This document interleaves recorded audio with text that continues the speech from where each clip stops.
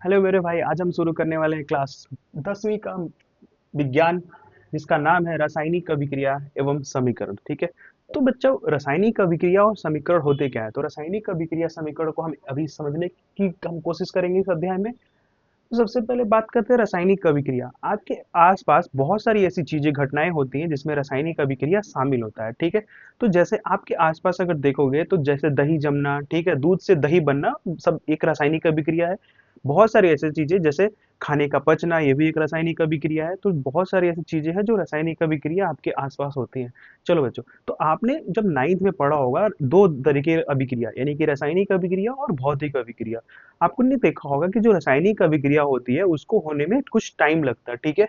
और जो भौतिक अभिक्रिया होती है उसको होना तुरंत हो जाता है। जैसे आप मान के चलो कि मैं एक क्या करता हूँ, एक गाची ग्लास उठाता हूँ और उसको फेंक देता हूँ।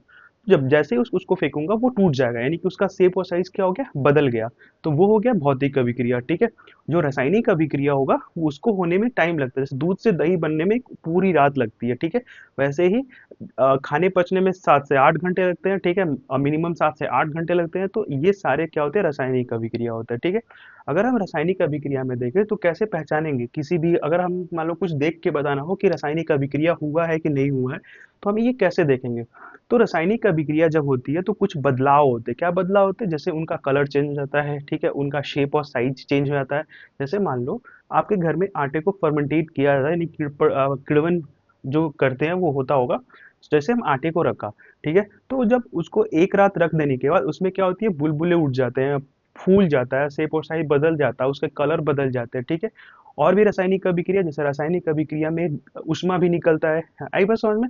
तो जैसे आपके क्रियाकलाप में दे रखा है कि जैसे हम मैग्नीशियम को क्या करते हैं, मैग्नीशियम को रेकमार करके उसको अगर जलाते हैं तो वो बहुत तेजी से एक सफेद लाइट के साथ जलता है, ठीक है। आई बात समझ में? और जो जलने के बाद उसके कुछ राख बच जाते हैं, ठीक है। तो उसे ही हम कहते हैं मैग्नीशियम ऑक्साइड। यानी कि अगर देखा जाए तो मैग्नीशियम जो था हमारा, अगर एक मैं एग्जांपल से आपको बताऊं तो जो हमारा मैग्नीशियम था वो उसने अभिक्रिया किया किसके साथ, ऑक्सीजन के साथ, यानी कि ऑक्सीजन के साथ अभिक्रिया किया। तो इससे जो हमारा बना उसे कहते हैं हमें MgO। अब ये क्या है? तो एक रासायनिक समीकरण लिखा हुआ है जिसे हम आगे समझेंगे कि अच्छा ये क्यों लिखा हुआ है, इसके बारे में थोड़ा हम आगे समझेंगे, ठीक है। तो यहाँ पे बस मैं एक एग्जांपल आपको बता रहा हूँ। तो जैसे मान लो मैग्नीशियम क्या था। अच्छा, इन दोनों को हम क्या बोलेंगे? ये दोबारा दोनों जो होते हैं वो हमारे अभिकारक होंगे, ठीक है। ये हमारे क्या होंगे? दोनों अभिकारक होंगे, ठीक है। इन दोनों को हम क्या बोलेंगे? अभिकारक बोलेंगे, ठीक है। और ये जो हमारा नया प्रोडक्ट बन रहा है, इसको नया जो बन रहा है उसको हम बोले उत्पाद, ठीक है। इसको भी हम आगे देखने वाले हैं। यहाँ पे बस मैं आपको ये समझा रहा हूँ कि रासायनिक अभिक्रिया में ये देखो दो हमारे अभिकारक मिलकर के एक नया उत्पाद बना रहे हैं। यानी कि मैग्नीशियम जो था वो ऑक्सीजन की मदद से क्या हो रहा है, जल रहा है। और जो लास्ट में इसकी जो राख बच जाती है वो उसे हम मैग्नीशियम ऑक्साइड बोलते हैं, ठीक है। आई बात समझ में? हम्म। तो एक तरह से रासायनिक अभिक्रिया हमारे आसपास बहुत सारी जगहों पे होता है। जैसे मैंने आपको बताया, जैसे अल्कोहल बनाना, ठीक है, या फिर कोई चीज़ फर्मेंटेट करना, वो सारे क्या होते हैं, रासायनिक अभिक्रिया। जैसे दूध से दही बनना, खाने का पचना, ठीक है, समझ में आई बात? और भी बहुत सारी चीज़ें जो रासायनिक अभिक्रिया हो, जैसे अचार बनाना, अचार बनाने में भी रासायनिक अभिक्रिया होती है। उसमें बहुत दिन टाइम लग जाता है, कुछ टाइम लगता है, ठीक है। तो जैसा देखा जाए तो जो रासायनिक अभिक्रिया है उसको होने में टाइम लगता है, ठीक है। आई बात समझ में? और भौतिक अभिक्रिया तुरंत हो जाती है। आया समझ में? तो रासायनिक अभिक्रिया में कुछ मैंने आपको बता दिया एग्जांपल, ठीक है। अब इसके हम जैसे अब यहाँ पे रासायनिक अभिक्रिया क्या होती है समझ लिया हमने। अब रासायनिक समीकरण क्या होगा ये सब आगे हम अब इन डिटेल में देखेंगे।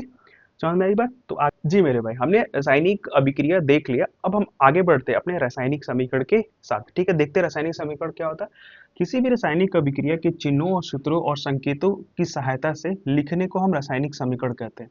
रासायनिक समीकरण में क्या होता है कि इसमें कुछ चिन्ह, कुछ सूत्र और कुछ संकेतों का यूज करके एक हम समीकरण लिखेंगे, उसी को हम बोलेंगे रासायनिक समीकरण। अच्छा, रासायनिक समीकरण होता क्या है? तो रासायनिक समीकरण में देखा जाता है कि कैसे अभिकारक, ठीक है, दो या दो से अधिक अभिकारक आपस में अभिक्रिया करके नए उत्पाद का निर्माण करते हैं, ठीक है। जैसे आपको अभी मैंने जस्ट एग्जांपल दिया कि यहाँ पे मैग्नीशियम क्या कर रहा था, यानी कि एक हमारा उत्पाद अभिकारक था वो मैग्नीशियम था, और ऑक्सीजन के साथ अभिक्रिया करके क्या बना रहा था, तो हमें मैग्नीशियम ऑक्साइड बनाता हुआ दिख रहा था। तो इसमें देखोगे तो ये जो Mg लिखा हुआ है एक रासायनिक सूत्र है किसका, मैग्नीशियम का। O2 हमारा ऑक्सीजन का है, और यहाँ पे MgO यहाँ पे दिखा रहा है कि ये क्या है, हमारा जो उत्पाद बना है वो हमारे एक तरह से MgO का यूज करके बना है, यानी कि ये मैग्नीशियम ऑक्साइड हमारा ऐसे लिखता है, ठीक है।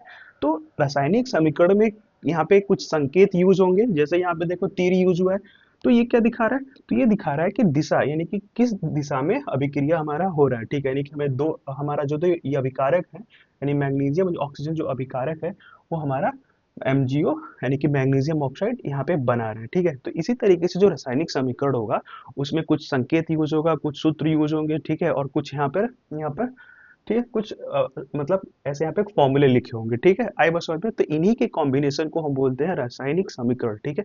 अब ऐसे हम बहुत सारे बड़े बड़े रासायनिक समीकरण देखने वाले हैं, ठीक है। तो आपको रासायनिक समीकरण समझ में आएगा, तो हम आगे बढ़ते हैं। एक समीकरण के कुछ भाग के बारे में बात कर लेते हैं। जैसे अभी मैंने बताया था, एक एग्जांपल दिखाया था, मैं एक ही एग्जांपल लिख रहा हूँ जिससे आपको आसानी से समझ में आ जाए। जैसे अगर देखेंगे तो हमारा एक एक जो हमारा टर्म आएगा अभिकारक, बार बार समीकरण लिखते टाइम मैं अभिकारक बोलूंगा। तो अभिकारक क्या होता है, जो दो या दो से अधिक अभिकारक जो भाग लेते हैं, यानी कि जो आपस में मिल करके नए प्रोडक्ट का निर्माण करते हैं, यानी कि नए तत्वों का निर्माण करते हैं, यानी कि उसे हम क्या बोलेंगे, उत्पाद, यानी कि हमारा मैग्नीशियम ऑक्साइड। और तीर क्या दिखाता, तो अभी जस्ट मैंने बताया, ये दिखाता कि किस तरफ अभिक्रिया हो रही है, ठीक है। यानी कि ये दिशा दिखाता है अभिक्रिया होने का। जैसे अगर मैं इसको कंबाइन करूं, तो ये हमारे अभिकारक जो मिल करके, यानी कि यहाँ पे Mg मैग्नीशियम और ऑक्सीजन मिल करके जो नया बना रहे हैं, यानी कि अभिक्रिया हमारा इधर की तरफ हो रही है, यानी कि वो हमें मैग्नीशियम ऑक्साइड बना के दे रहे हैं। तो ये हमारा क्या हो गया, तो ये हमारा हो गया अभिकारक, यानी कि हमारा हो गया अभिकारक, ठीक है। और ये हमारा जो हो गया मैग्नीशियम ऑक्साइड, ये हमारा उत्पाद हो गया, ठीक है। आया बात समझ में। तो ये थोड़ा सा हमें रासायनिक समीकरण के भाग के बारे में पढ़ ले, जिसमें मैं बार बार अभिकारक उत्पाद बोलूंगा, तो आपको समझ में आना चाहिए कि ये क्या होगा, ठीक है। आई बात समझ में। हम बढ़ते हैं अपने अगले टॉपिक की तरफ, संतुलित रासायनिक समीकरण। अच्छा, अब संतुलित रासायनिक समीकरण क्या होता है, इसके बारे में हम देख लेते हैं। कह रहा है यहाँ पे, जिन जिन समीकरणों में दोनों ओर प्रत्येक तत्व के परमाणुओं की जो संख्या होगी वो समान होगी, ठीक है, उसे हम संतुलित रासायनिक समीकरण कहेंगे, ठीक है। यानी कि अगर हम रासायनिक समीकरण देखें, तो जो हमारा अभिकारक का साइड है और जो हमारा उत्पाद का साइड है, दोनों तरफ जो तत्वों के परमाणु होंगे वो समान होने चाहिए, ठीक है। और अगर समान नहीं है तो असंतुलित समीकरण है। अच्छा, ये संतुलित करने का जरूरत क्यों पड़ा, आपने कभी सोचा कि संतुलित करना ही क्यों है, ऐसे लिखा है तो इजी है, बट संतुलित करना क्यों है, ये आपने कभी सोचा। तो आपने पढ़ा होगा द्रव्यमान संरक्षण का नियम, क्लास 9th में आपने द्रव्यमान संरक्षण का नियम पढ़ा होगा, जिसमें द्रव्यमान संरक्षण का नियम क्या कहता है। तो देखो बेटा, द्रव्यमान संरक्षण का नियम कहता है कि किसी भी रासायनिक अभिक्रिया में जो तत्वों के परमाणु होते हैं, यानी उनका जो द्रव्यमान होता है, न तो बनता है और न ही बिगड़ता है, ठीक है। बस एक से दूसरे में ट्रांसफर होता है, बस यहाँ पे उनकी बॉन्डिंग बदलती है, ठीक है। आया बस समझ में। तो इसीलिए हम यहाँ पे जो भी समीकरण लिखेंगे उसमें क्या होगा, अभिकारक होंगे और उत्पाद होंगे। तो जो अभिकारक के साइड में जो परमाणुओं की संख्या होगी, उतने ही हमें यहाँ पे दूसरे साइड में भी परमाणुओं की संख्या होनी चाहिए, यानी कि बैलेंस बना के रखना चाहिए। द्रव्यमान संरक्षण का नियम यही कहता है कि यहाँ पे परमाणुओं की संख्या जो होगी बराबर होगी दोनों साइड में, ठीक है। यानी न बनाया जा सकता है न बिगाड़ा जा सकता है। ये हम द्रव्यमान संरक्षण के नियम में पढ़ चुके हैं, ठीक है। अच्छा, मैं एक रासायनिक अभिक्रिया लिखता हूँ, जैसे यहाँ पे लिखूं मैं, अगर Zn जिंक सल्फ्यूरिक अम्ल अगर मैं लिखूं H2SO4, तो हमारा जो बनता है वो बनता है हमारा जिंक सल्फेट ZnSO4, ठीक है। और जो हमारा बनता है यहाँ पे हाइड्रोजन H2 बनता है, यहाँ पे हाइड्रोजन बनता है, ठीक है। आई बात समझ में। तो ये एक रासायनिक अभिक्रिया जिसमें क्या हो रहा है, जिंक यानी कि जो हमारा अभिकारक जिंक है और ये हमारा जिंक सल्फेट है, वो आपस में अभिक्रिया करके ये हमारा बना रहा है जिंक सल्फेट ZnSO4, और यहाँ पे हमारा बन रहा है हाइड्रोजन, ठीक है, H2, ठीक है। आई बात समझ में। अगर आप इस समीकरण को ध्यान से देखोगे, तो इस समीकरण में अगर इनकी परमाणु की संख्या अगर देखा जाए, तो दोनों साइड यहाँ पे समान नहीं, अभिकारक के साइड में और इधर हमारा उत्पाद के साइड में, दोनों दोनों अगर देखा जाए तो यहाँ पे इनकी जो संख्या है वो बराबर नहीं है। अब यहाँ पे जरूरत पड़ती है हमें इन समीकरण को संतुलित करने का, ठीक है। अगर संतुलित नहीं करेंगे तो हमारा समीकरण द्रव्यमान संरक्षण के नियम को फॉलो नहीं करेगा, और इस तरीके से हमारा जो समीकरण लिखा हुआ वो क्या हो जाएगा, गलत हो जाएगा, ठीक।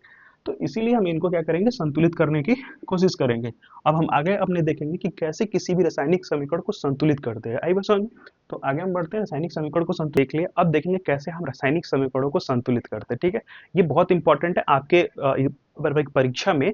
आपके परीक्षा में एक या दो क्वेश्चन, एक क्वेश्चन हमेशा आपको मिलेंगे इसमें संतुलित करने वाले। ठीक है, या तो अच्छा, अब कैसे करते संतुलित करते, तो अभी मैंने एक एग्जांपल दिया आपको। यहाँ पे मैंने एग्जांपल क्या लिया था, तो जिंक सल्फ, यहाँ पे जिंक में जिंक, ठीक है, जिंक, और यहाँ पे H2SO4 यानी कि ये सल्फ्यूरिक अम्ल है यहाँ पे। ठीक है,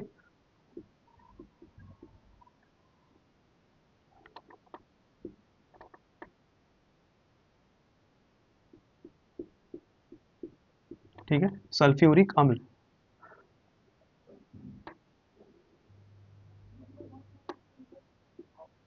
सल्फ्यूरिक अम्ल है यहाँ पे। ठीक है, आई बात समझ में? ये आपस में अभिक्रिया करके हमारा जो बन रहा है जिंक ZnSO4 बन रहा है, यानी कि जिंक सल्फेट,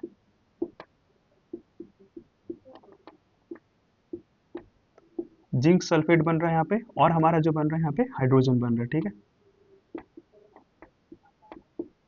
यहाँ पे हमारा हाइड्रोजन बन रहा है। ठीक है, आई बात समझ में? सल्फ्यूरिक अम्ल हमारा बन रहा है, और हमारा जिंक सल्फ्यूरिक अम्ल बन रहा है, और हमारा यहाँ पे जिंक सल्फेट और हाइड्रोजन बन रहा है।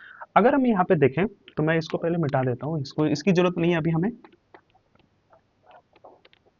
देखो, अगर हम इसका देखें, तो ये हमारा समीकरण लिखा हुआ है। अब इसको हम बराबर कैसे करेंगे, मैंने आपको क्या बताया कि दोनों तरफ, यानी कि जो अभिकारक का साइड हमारा है, अभिकारक के साइड में, और जो हमारा यहाँ पे उत्पाद बन रहा है उस साइड में, दोनों साइड में जो तत्वों के जो परमाणुओं की संख्या होगी वो बराबर होगी। तो पहले हम परमाणु की संख्या को गिनेंगे।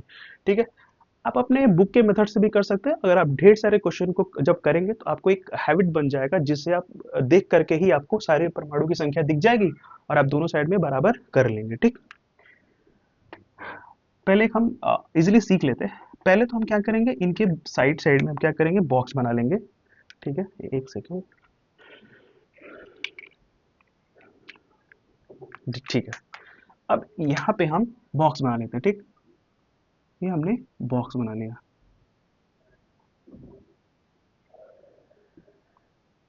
बॉक्स बनाने के बाद हम क्या करते हैं, जो सबसे बड़ा दिख रहा है आपको इस समीकरण में, सबसे बड़ा मतलब अगर हम देखें तो प्रोडक्ट साइड, उत्पाद के साइड में हमें ZnSO4 यहाँ पे दिख रहा है। ठीक है, अब हम ZnSO4 और यहाँ पे इसमें देखेंगे, तो यहाँ पे देखो कि जिंक हमारा इकलौता अकेले है, तो यहाँ पे जिंक अकेले, अभी तक जिंक के साथ कोई दिक्कत नहीं है। SO4 यहाँ पे भी है और SO4 यहाँ पे भी है। ठीक है, H2 यहाँ पे भी है और H2 यहाँ पे भी है, तो यहाँ पे कोई दिक्कत दिख रहा है आपको? कोई दिक्कत नहीं दिख रहा हमें तो। ठीक है, यानी कि देखो यहाँ पे जिंक लिखा हुआ है, H2SO4 लिखा हुआ है, ZnSO4 लिखा हुआ है, और यहाँ पे हाइड्रोजन, दो हाइड्रोजन हमारे यहाँ पे भी है, और दो हाइड्रोजन यहाँ पे भी है ना? चार O यहाँ पे, 4 O यहाँ पे है, Zn यहाँ पे, Zn यहाँ पे, यहाँ तक कि ये समीकरण जो है संतुलित समीकरण। ठीक है, आई बात समझ में? ये समीकरण यहाँ पे संतुलित करने की जरूरत नहीं है। तो यहाँ पे संतुलित समीकरण लिखा हुआ है, ये समीकरण हम बैलेंस कर रहे हैं, तो ये समझ हमारा समीकरण पहले से ही बैलेंस है।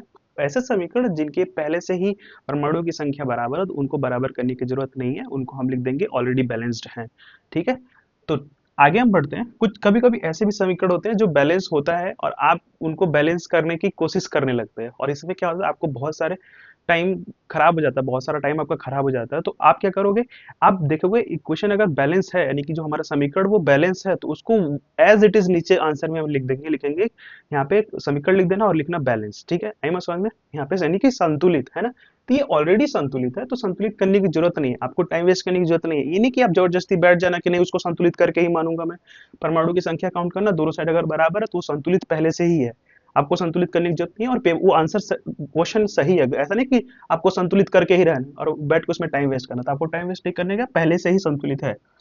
दूसरा हम एग्जाम्पल देखते हैं। अगला जो हमारा एग्जाम्पल है, ये हमारा ये समीकरण दे रखा है, इस समीकरण को हम संतुलित करते हैं। पहले हम क्या करेंगे, बॉक्स बनाएंगे, बना लेते हैं हम बॉक्स पहले।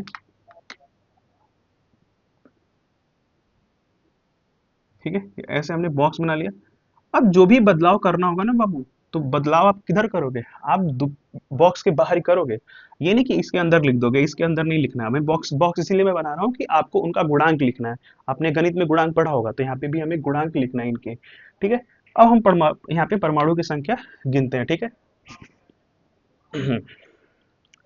अगर देखोगे तो यहाँ पे Fe3 है, यहाँ Fe3 नहीं है, एक ही Fe, यानी कि यहाँ पे जो Fe है वो 3 है और यहाँ पे Fe एक भी नहीं है। तो हम यहाँ पे 3 आगे बढ़ा देंगे, क्या करेंगे, 3 आगे बढ़ा देंगे, ठीक है। तो हमारा 3Fe बन जाएगा, यहाँ भी 3Fe, ये हमारा क्या हो गया, अभी संतुलित दिख रहा है, ठीक। यहाँ पे देखोगे तो जो ऑक्सीजन है वो 4 है और यहाँ पे ऑक्सीजन कितना है बेटा, तो यहाँ पे ऑक्सीजन आपको 2 ही दिख रहा है, मतलब एक ही दिख रहा है, सॉरी। एक ऑक्सीजन इधर है, 4 ऑक्सीजन इधर है, तो हमें इसको 4 बनाने के लिए इस बॉक्स की गुणांक, बाहर जो गुणांक लिखेंगे हम यहाँ पे, अगर हम 4 बना दें तो ऑक्सीजन देखो Fe3 बन गया हमारा और ऑक्सीजन 4 बन गया हमारा। अगर जैसे ही हमने ऑक्सीजन को 4 बनाया, वैसे ही यहाँ पे हाइड्रोजन 2 से उठ करके 8 हो गया, यानी कि 2 और यहाँ पे 4, तो हमारे पास 4 परमाणुओं की जो हाइड्रोजन होगा वो 4 हो, यहाँ पे 8 परमाणु बन जाएगा इसके, ठीक है। तो अब यहाँ पे भी हमें बनाना पड़ेगा, तो हम यहाँ पे देखेंगे तो हाइड्रोजन हमारा 2 ही था, अब यहाँ पे जैसे ही मैंने ऑक्सीजन को संतुलित किया वैसे ही हाइड्रोजन का संख्या क्या हो गया, बढ़ गया। अब यहाँ पे हम बढ़ाने के लिए हम क्या करेंगे, तो यहाँ पे हमें संतुलित करने के लिए भी हम यहाँ पे 4 लगाना पड़ेगा, यानी कि 8 हाइड्रोजन इधर भी हो गया, ठीक है। अब देखो हमारा 3Fe इधर, 3Fe इधर, 4 ऑक्सीजन यहाँ पे, 4 ऑक्सीजन यहाँ पे, हाइड्रोजन की संख्या 8, यहाँ भी हाइड्रोजन की संख्या 8 है, यानी कि इस तरीके से हमने जो नया समीकरण जो हमारा निकल के आएगा वो आएगा 3Fe, 3Fe प्लस 4H2 और O, ठीक है, H2O, और बनेगा हमारा समीकरण Fe3O4 और प्लस यहाँ पे 4H2O। आया समझ में, 4H2O जो नया समीकरण हमारा बनेगा वो संतुलित समीकरण हमारा कुछ ऐसा होगा। आया समझ में। तो इस तरीके से हम सभी रासायनिक समीकरण को संतुलित करेंगे, ठीक है। पहले क्या करेंगे, तो हम स्टेप सीख लेते हैं। पहले हम क्या करेंगे, बॉक्स बनाएंगे, उसके बाद हम देखेंगे सबसे ज्यादा परमाणुओं की जो संख्या वो किसके पास है, उसको हम लेंगे, फिर उसके हम बैलेंस करते चले जाएंगे और एक बैलेंस हो जाएगा तो फिर हम उनके सारे परमाणुओं की संख्या को दोनों साइड फिर कंपेयर करेंगे, यानी कि देखेंगे कि संतुलित हुआ कि नहीं हुआ। अगर नहीं हुआ तो उसके अकॉर्डिंग हम यहाँ पे संतुलित करेंगे, ठीक है। इतनी बात समझ में आई? आपको संतुलित करना समझ में आ गया, कैसे रासायनिक समीकरण को संतुलित करेंगे, ठीक है। आगे बढ़ते ही हम रासायनिक समीकरण में कुछ प्रयुक्त होने वाले कुछ यहाँ पे अभी हम रासायनिक अभी समीकरणों में कुछ प्रयुक्त होने वाले संकेतों के बारे में देखेंगे, जैसे ठोस, ठीक है। जब भी रासायनिक समीकरण में ठोस अगर वस्तुएं यूज होंगी तो वहां पे हम ठोस का साइन लगाएंगे। जैसे अगर हम बताएं तो यहाँ पे हम जिंक लिख रहे थे, तो यहाँ पे एक तरह से ऐसा ऐसे लिख सकते हैं, ठीक है। जैसे हम द्रव्य लिखेंगे, जैसे H2O, है ना, आए समझ में, H2O अगर लिखते हैं, या फिर हम यहाँ पे जिसमें भी पानी अगर लिक्विड किस फॉर्म में यूज किया जाएगा, जैसे H2O हो गया हमारा, NaCl, HCl हो गया हमारा, ठीक है। तो यहाँ पे हम L लिखेंगे, लिक्विड फॉर्म में L हम आगे लिखेंगे। अगर गैस यानी कि यहाँ पे CO2, तो हम यहाँ पे क्या लगाएंगे, ऐसे G का साइन लगाएंगे, ठीक है। आई बात समझ में। अगर अभिक्रिया में अगर हमारा मान लो अभिक्रिया में ऊष्मा दी गई हो, जैसे मान लो दो ऐसे, यहाँ यहाँ अभिकारक हो और हमारा तीर और यहाँ उत्पाद हो, तो ऐसे अगर ऊष्मा के द्वारा हेल्प से हो रहा है तो यहाँ पे एक तीर के ऊपर हम ऊष्मा दिखा सकते हैं।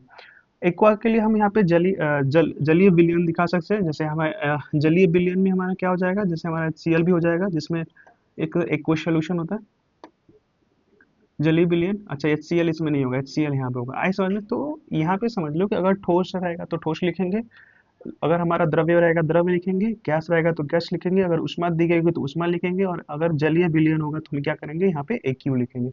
ये कुछ सिंबल है जो हम रासायनिक समीकरण लिखते समय अपने समीकरण में लगाते हैं, ठीक है। आए बात समझ में। और इसको ज्यादा इंफॉर्मेटिव बनाने के लिए और अच्छा दिखाने के लिए हम समीकरण को, ये हम कुछ संकेत का यूज, हमने रासायनिक समीकरण देख लिया, रासायनिक अभिक्रिया देख लिया, समीकरण को संतुलित करना सीख लिया। अब हम देखेंगे रासायनिक अभिक्रिया के प्रकार, कितने प्रकार के रासायनिक अभिक्रिया होते हैं। पहला जो हमारा अभिक्रिया है वो हमारा संयोजन अभिक्रिया, हमें यहाँ पे देखेंगे। पहला अभिक्रिया हम देखेंगे संयोजन अभिक्रिया। अब ये क्या होता है संयोजन अभिक्रिया, तो देखो बेटा, जब दो या दो से अधिक पदार्थ यानी कि अभिकारक एक उत्पाद का निर्माण करते हैं, ऐसे अभिक्रिया को हम बोलेंगे संयोजन अभिक्रिया, ठीक है।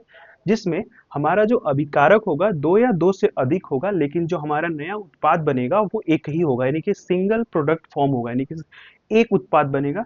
ऐसे अभिक्रिया को हम क्या बोलेंगे, तो ऐसे अभिक्रिया को हम बोलेंगे संयोजन अभिक्रिया। अगर नीचे यहाँ पे देखोगे तो कैल्शियम ऑक्साइड और पानी के साथ अभिक्रिया करके यानी कि जल के साथ अभिक्रिया करके हमें कैल्शियम हाइड्रोक्साइड बना के दे रहा है।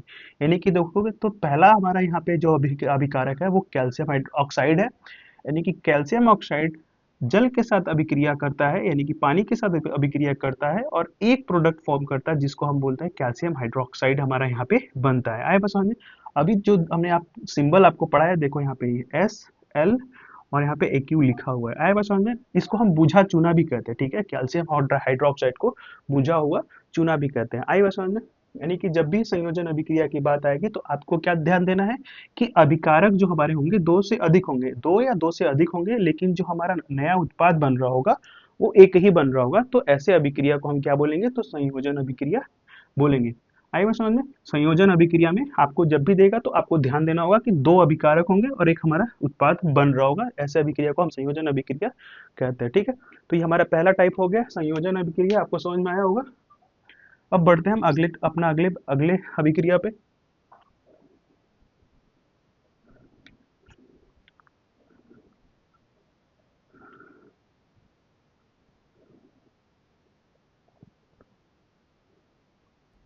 संयोजन अभिक्रिया पढ़ लिया, अब हम पढ़ेंगे वियोजन अभिक्रिया। वियोजन अभिक्रिया क्या होती है? जब एक यौगिक टूट करके दो या दो से अधिक सरल पदार्थ में बदल जाता है उसे हम वियोजन अभिक्रिया कहते हैं। यानी कि जैसे हमने पढ़ा था संयोजन में कि दो अभिकारक होंगे, यहाँ वियोजन में एक ही अभिकारक होगा और दो उत्पाद का निर्माण करेगा। आया बात समझ में?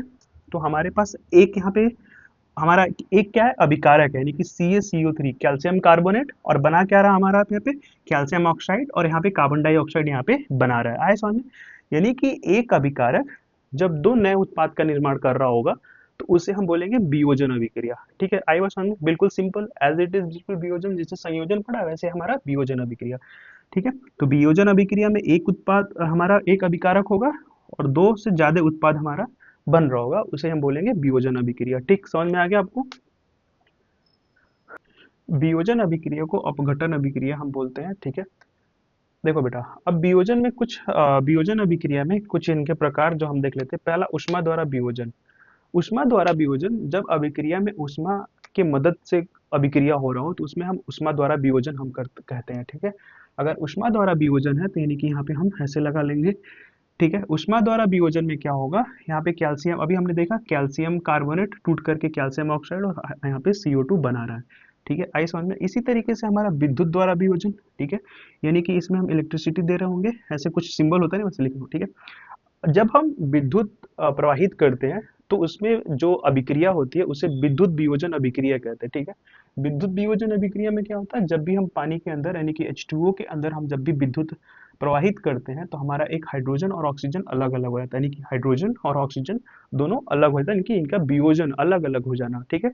तो जब भी हम किसी भी अभिक्रिया में विद्युत हम जब प्रवाहित करते हैं तो जो उसकी बॉन्डिंग होती है वो टूट जाती है, ठीक है। उसके बारे में आगे पढ़ेंगे। यानी कि हमारा जब पानी में हम क्या करते हैं, विद्युत प्रवाहित करते हैं तो हमारा यहाँ पे हाइड्रोजन बन जाता, अलग हो जाता है, और हमें ऑक्सीजन अलग हो जाता है, ठीक है। आए बात समझ में? इसी तरीके से प्रकाश द्वारा वियोजन होता है। तो जैसे ही हम प्रकाश द्वारा वियोजन करते हैं तो हमें AgCl टूट करके Ag और प्लस Cl2 यहाँ पे मिल जाता है, ठीक। इस तरीके से हम वियोजन अभिक्रिया के तीन प्रकार भी देख लिए और वियोजन अभिक्रिया हम समझ लिए, ठीक है। पहला हमारा था ऊष्मा द्वारा वियोजन, ठीक है, विद्युत द्वारा वियोजन और प्रकाश द्वारा वियोजन, ठीक है। ये इसके तीनों समीकरण है। अगर पेपर में आपके आता है परीक्षा में तो आप इसको अच्छे से ऐसे ही एग्जाम्पल के थ्रू लिखेंगे, ठीक है। कोई भी अगर पूछ लेगा कि वियोजन अभिक्रिया क्या होती है या फिर हमारा संयोजन अभिक्रिया क्या होती है तो आप उसके डेफिनेशन के साथ साथ उसके परिभाषा के साथ साथ एक समीकरण जरूर लिख के आना, ठीक। बिना समीकरण में आपको अगर 2 नंबर का होगा तो आपको एक ही नंबर मिलेगा, तो आप समीकरण जरूर लिख के आना, समीकरण मत छोड़ना। कहते हैं अपने अगले अभिक्रिया की पे, ठीक है। हमारा जो अगला अभिक्रिया है वो विस्थापन अभिक्रिया है, ठीक है। विस्थापन अभिक्रिया क्या होता है अब इसको हम समझते हैं, ठीक है। जब कोई अधिक क्रियाशील तत्व किसी कम क्रियाशील तत्व को यौगिक से बाहर निकाल देती है, ठीक है, इसे हम बोलते हैं विस्थापन अभिक्रिया, ठीक है। जब किसी भी रासायनिक अभिक्रिया में, ठीक है, जो ज्यादा क्रियाशील वाले तत्व हैं वो अपने से कम क्रियाशील वाले तत्व को यौगिक से बाहर निकाल देते हैं, ऐसे अभिक्रिया को हम बोलते हैं ऐसे अभिक्रिया को हम विस्थापन अभिक्रिया बोलते हैं। आया समझ में? तो इसमें अगर देखोगे तो ये हमारा Fe यानी कि आयरन कॉपर सल्फेट के साथ जब अभिक्रिया करता है तो यहाँ पे आयरन सल्फेट बनाता है और कॉपर को बाहर निकाल देता है, ठीक है। यहाँ कॉपर सल्फेट से कॉपर को बाहर निकाल करके खुद यहाँ पर देखोगे आ जाएगा, यहाँ पे देखोगे तो खुद FeSO4 यानी कि यहाँ पे आयरन सल्फेट बन जाता है, यानी कि यहाँ पे जो आयरन है वो काफी ज्यादा क्रियाशील है कॉपर के अकॉर्डिंग। तो कॉपर को क्या कर रहा है, कॉपर कम क्रियाशील है तो कॉपर को यौगिक से उठा के बाहर फेंक दे रहा है और खुद यहाँ पे आके बैठ जा रहा है, ठीक है। तो ऐसे अभिक्रिया को हम क्या बोलते हैं, विस्थापन अभिक्रिया। जब कोई अधिक क्रियाशील तत्व किसी यौगिक से कम क्रियाशील तत्वों को बाहर निकाल देता है, तो इस प्रकार के रासायनिक अभिक्रिया को हम विस्थापन अभिक्रिया कहते हैं। आए बात समझ, विस्थापन अभिक्रिया। तो आपने अभिक्रिया का परिभाषा देख लिया और यहाँ पे एक हमने एग्जाम्पल से समझ भी लिया, यानी कि यहाँ पे जो आयरन है वो कॉपर से ज्यादा क्रियाशील है, इसीलिए जब हमारा नया जब अभिक्रिया हो रहा है तो जो नया हमारा उत्पाद बन रहा है उसमें से कॉपर को बाहर निकाल करके खुद यहाँ पे आयरन आकर के आयरन सल्फेट बना रहा है, ठीक। इतनी बात समझ में। तो इस तरीके से हमने विस्थापन अभिक्रिया भी देख लिया, ठीक। आगे हम पढ़ते हैं।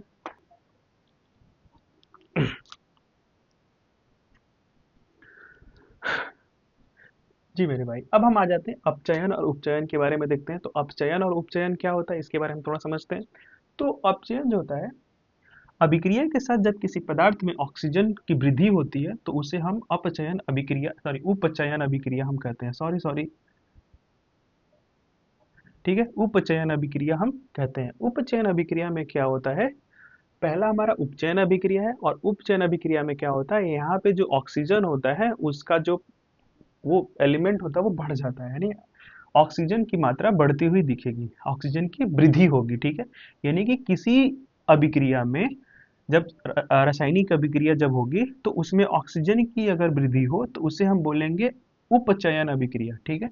याद रखना, उपचयन अभिक्रिया में ऑक्सीजन की मात्रा बढ़ जाती है। जैसे यहाँ पे Mg अगर ऑक्सीजन के साथ अभिक्रिया कर रहा है तो हमारा MgO बन रहा है। आई बात समझ में, यहाँ पे ऑक्सीजन यहाँ पे आपको प्रॉपर दिख रहा बढ़ता हुआ, ठीक है। आई बात समझ में, यानी कि जब भी अभिक्रिया में ऑक्सीजन की मात्रा बढ़ रही हो तो उसे हम यहाँ पे उपचयन अभिक्रिया बोलते हैं। अब आते हैं हम अपने अपचयन अभिक्रिया पे।